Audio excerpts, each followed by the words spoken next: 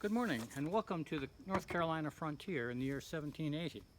Suppose that you are a man of military age, that is to say, between the ages of 16 or a little less, and 60 or a little more.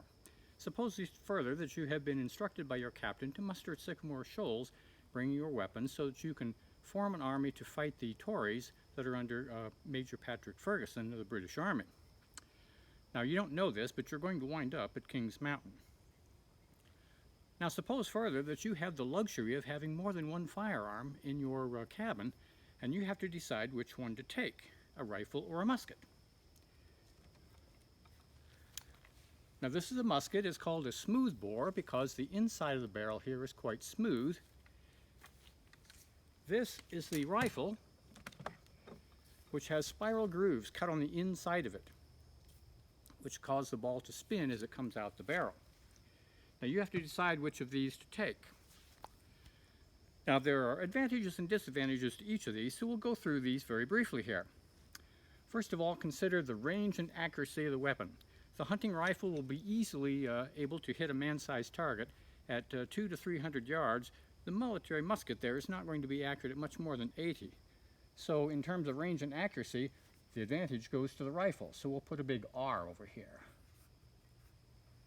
Now, in terms of rate of fire, the military musket, if you have got your ammunition made up into cartridges beforehand, which I should certainly advise you to do so, it will fire about 4 times a minute. The hunting rifle will only fire about 1 time a minute. So the advantage there is very definitely with the musket. Now, these are two of the most important features of a weapon. You can see that one is favored by the rifle, the other by the musket, so already you can see this is not going to be an easy decision. Now, let's consider flexibility of ammunition. The rifle will fire a ball that is of a particular size. Your neighbor's rifle balls are unlikely to fit yours, so it has to be very precise here. The musket, on the other hand, can fire all sorts of things. It can fire balls that just barely fit. It can fire balls that are loose. It can fire shot. It can fire a mixture of balls and shot.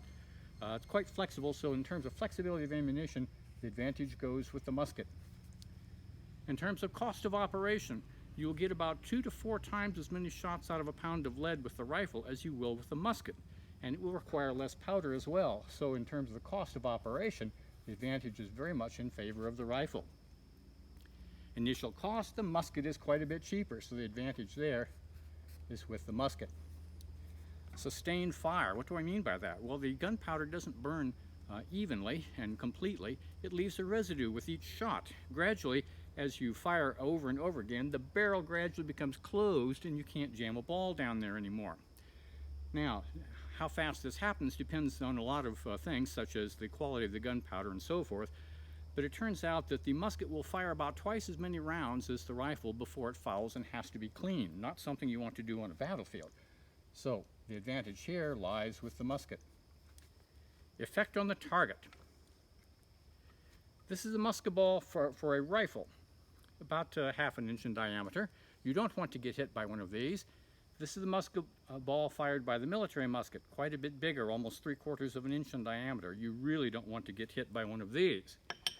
So, in terms of the effect on your target, the advantage again goes with the musket. Reliability and durability. The rifle is a rather delicate thing. If you use it as a club in hand-to-hand combat, it's apt to break. The musket, on the other hand, is designed to take a lot of abuse and still function. So once again, the musket has the advantage. In terms of weight, the rifle is about 8 1/4 pounds, but my rifle is a little bit shorter than most of them.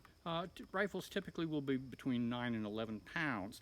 That's a little bit heavier than the musket, which will weigh in at about 9 pounds. However, the musket ammunition will be quite a bit heavier, and so if you consider the weight of the weapon and its ammunition, they're about the same. Neither advantage.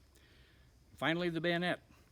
Now, the musket will be able to mount a bayonet. The rifles typically do not, and that is a great disadvantage in the battlefield.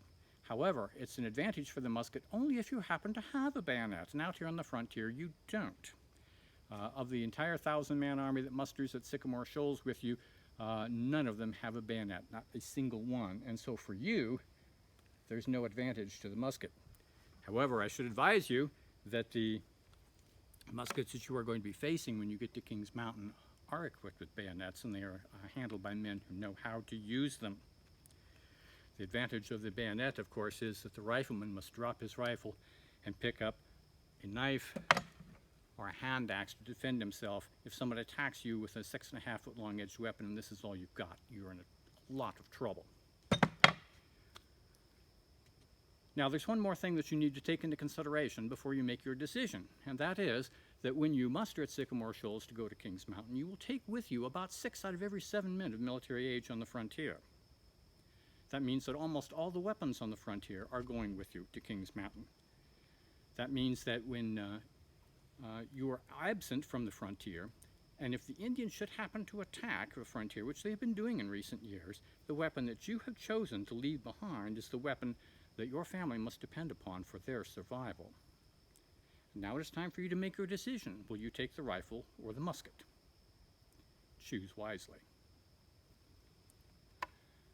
Today's demonstration has been brought to you by Dragonfly Traders, crafters of the finest 18th century trade goods, including clothing, games and toys, household articles, small tools, and accoutrements. Dragonfly Traders supplying your 18th century needs for over 20 years, give or take a couple of centuries.